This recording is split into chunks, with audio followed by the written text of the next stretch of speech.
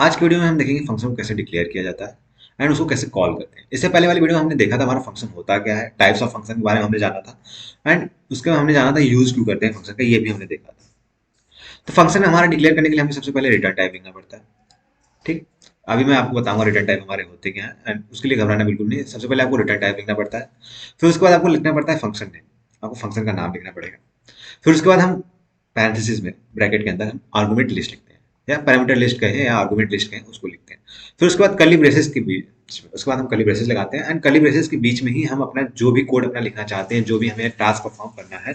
जैसा कि हमने पढ़ा है कि हमने जाना है इंट्रोडक्टरी वीडियो में, फंक्शन हमारा क्या करता है, स्पेसिफिक टास्क परफॉर्म करता है। तो जो भी हमें स्पेसिफिक टास्क परफॉर्म करना है वो हम कर्ली ब्रेसेस के अंदर लिखते हैं। ठीक है, एंड यहाँ पे मैंने लिखा है रिटर्न टाइप। तो बात कर लेते हैं रिटर्न टाइप का। तो बेसिकली रिटर्न टाइप में हमारे बताता है कि हमारे जो फंक्शन रिटर्न क्या रिटर्न करेगा, इंटीजर वैल्यू रिटर्न करेगा। जो फंक्शन रिटर्न कर रहा है वो क्या है, इंटीजर है, कैरेक्टर है, बुलियन है, या मतलब वो फ्लोट वैल्यू है, डबल रिटर्न कर रहा है या कुछ नहीं रिटर्न कर रहा है, ये हमारा रिटर्न टाइप बताता है।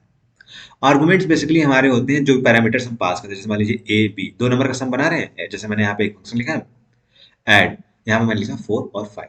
ठीक है, ये मैंने लिख लिया है थोड़ा सा एक्सप्लेन करने के लिए, थोड़ा टाइम बचाने के लिए मैंने लिखा है। तो यहाँ पे मैंने जैसे 4 5 है, ये हमारे पैरामीटर्स हैं। पैरामीटर्स पास करने के लिए हम कॉमा लगाते हैं। मल्टीपल पैरामीटर्स हम पास कर सकते हैं, एक भी पैरामीटर ना पास करें जैसा यहाँ पे है, एंड उसके बाद हम पैरामीटर पास कर दें और पैरामीटर्स को जो पास करें उसको सेपरेट करने के लिए कॉमा लगाते हैं। ठीक है, ये बात याद रखिएगा। अभी हम एग्जाम्पल के थ्रू देखेंगे तो घबराना बिल्कुल भी नहीं। ठीक, अब बात कर लेते हैं, ये मैंने क्या लिखा है, ट्रू फॉर ट्री एफ क्या लिखा है, रिटर्न टाइप। इससे पहले हमने देखा था फंक्शन हमारे टाइप के तो यूजर डिफाइंड उसमें बिल्ट इन फंक्शन होते हैं। अब जब यूजर डिफाइंड फंक्शन में आ गए तो यूजर डिफाइंड फंक्शन में भी हमारे 4 टाइप के हो जाएंगे। एक तो हमारा ऐसा होगा, ये ट्रू फॉल्स समझते हैं। रिटर्न टाइप, ट्रू कहने का मतलब रिटर्न टाइप हमारा है, जहां जहां ट्रू लिखा है मतलब ये चीज मौजूद है। ठीक है, फॉल्स लिखा है मतलब ये नहीं रहेगा। ट्रू लिखा है मतलब रिटर्न टाइप है, आर्गुमेंट्स नहीं है। फॉल्स आर्गुमेंट्स में मैंने फॉल्स लिखा है, मतलब कि हमारा रिटर्न टाइप होगा, आर्गुमेंट्स नहीं होगा। जैसे कि फंक्शन हमने इंट बनाया, ये हमारा रिटर्न टाइप होगा, इसका रिटर्न टाइप होगा, लेकिन ये कोई आर्गुमेंट नहीं लेगा। जैसे कि यहाँ पैरामीटर पैरेंथेसिस के बीच में हमने कुछ नहीं लिखा है तो मतलब ये आर्गुमेंट नहीं लेगा। ठीक, दूसरा क्या है कि हमारा रिटर्न टाइप नहीं हो और आर्गुमेंट भी नहीं हो। नो, ना ही तो यूजर हम ना ही हमारा फंक्शन क्या कर रहा है, ना तो रिटर्न टाइप का, ना तो रिटर्न कर रहा है, ना कोई पैरामीटर ना आर्गुमेंट्स कोई ले रहा है। तो उसके लिए जैसे कि वॉइड, अगर कुछ रिटर्न नहीं कर रहा है हमारा फंक्शन, तो उसको वहां पे हम उसको दिखाने के लिए वॉइड का यूज करते हैं। ठीक, तो यहाँ पे हमने वॉइड लिखा, फिर ऐड लिखा, कोई आर्गुमेंट्स नहीं है तो यहाँ पे पैरेंथेसिस के बीच में हमारा खाली है। ठीक, उसके बाद हमारा लिखा मैंने रिटर्न टाइप में ट्रू, मतलब हमारा रिटर्न करेगा फंक्शन और आर्गुमेंट भी, उसमें पैरामीटर्स भी होंगे। मतलब रिटर्न टाइप भी होगा फंक्शन में सॉरी, और उसमें हमारे क्या होंगे, पैरामीटर्स भी होंगे। जैसे मैंने यहाँ पे इंट लिखा, फिर यहाँ पे 4 5 7 मैंने ऐड दे दिया। ठीक, तो ये हमारा पैरामीटर भी ले रहा है।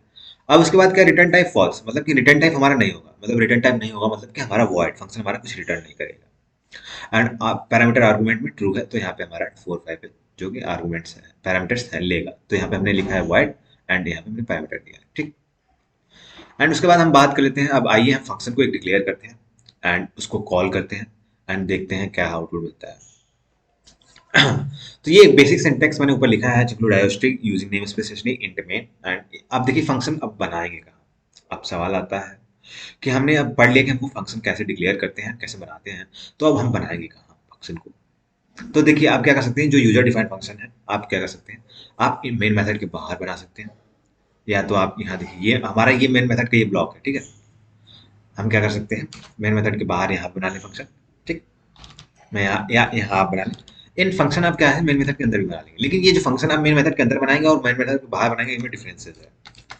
एंड आपका होमवर्क रहेगा ये आपको कमेंट में एक्सप्लेन करना है कि क्यों डिफरेंस है। मेन मेथड के अंदर अगर हम फंक्शन बना रहे हैं और मेन मेथड के बाहर फंक्शन बना रहे हैं तो उसमें डिफरेंस क्या है, ये लोकल वेरिएबल ग्लोबल वेरिएबल उससे रिलेटेड है। मैं आपको एक हिंट दे दे रहा हूँ। ठीक, तो आपको ये सर्च करना है, उसी टाइप में होगा इसका आंसर। आपका ये होमवर्क रहेगा सर्च करने के लिए। ठीक, तो हम बेसिकली क्या करेंगे, फंक्शन को हम डिक्लेयर करेंगे।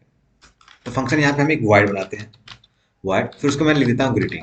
ठीक, ग्रीटिंग नाम का फंक्शन बनाया, उसके बाद मैंने पहले यहाँ पे मैंने सबसे पहले क्या लिखा, रिटर्न टाइप, जैसा कि मैंने यहाँ पे दिखाया रिटर्न टाइप।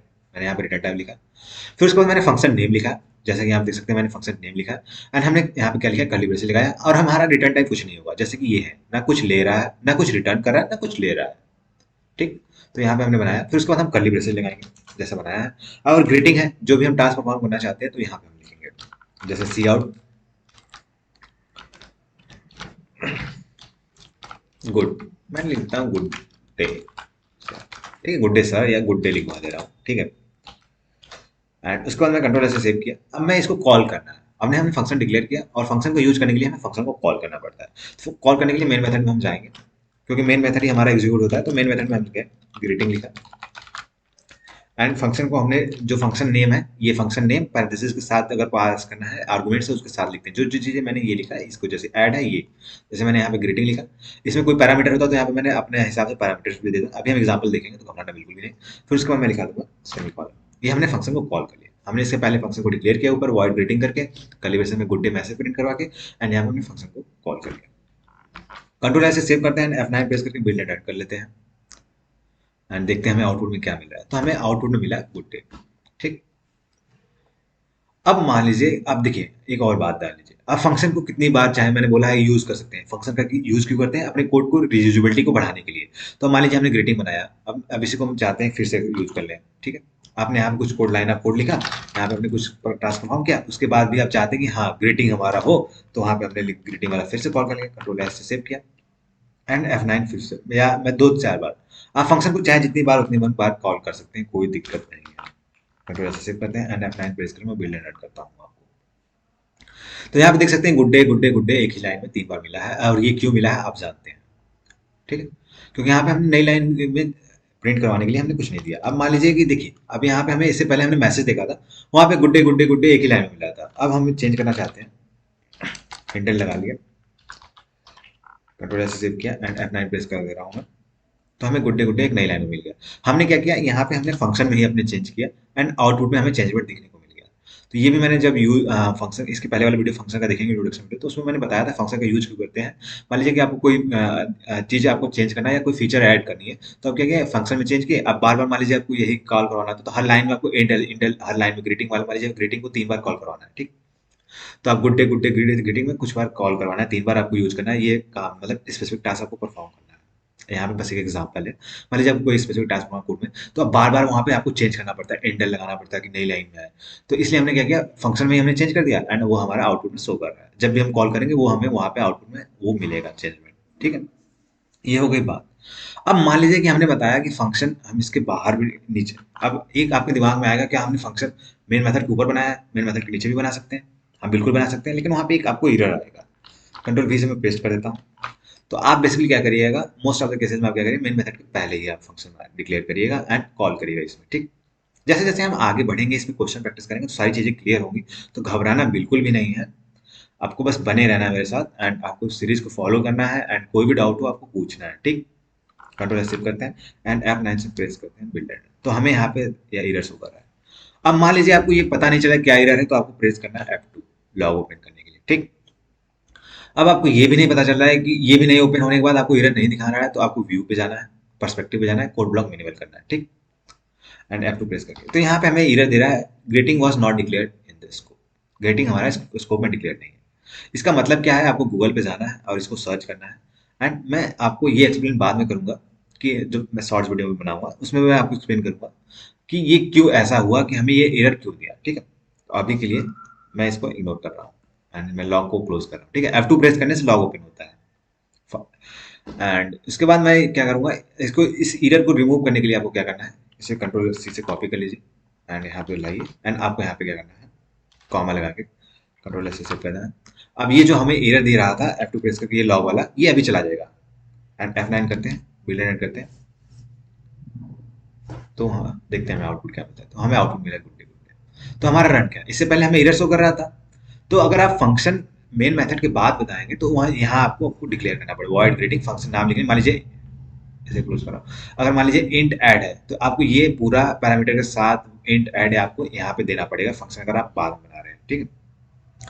तो ये आप डिक्लेयर कर सकते हैं। बहुत लोग क्या होता है, आपको आएंगे, मोस्ट ऑफ द ट्यूटर यही करते हैं, आपको मेन मेथड के पहले ही आपको फंक्शन डिक्लेयर करेंगे, आपको ये नहीं बताएंगे मेन मेथड के बाद भी फंक्शन डिक्लेयर किया जा सकता है, मेन मेथड के अंदर भी फंक्शन डिक्लेयर किया जाता है। ये सारी चीज़ें वो नहीं बताते हैं। तो खैर कोई बात नहीं, सबका अपना अपना स्टाइल है।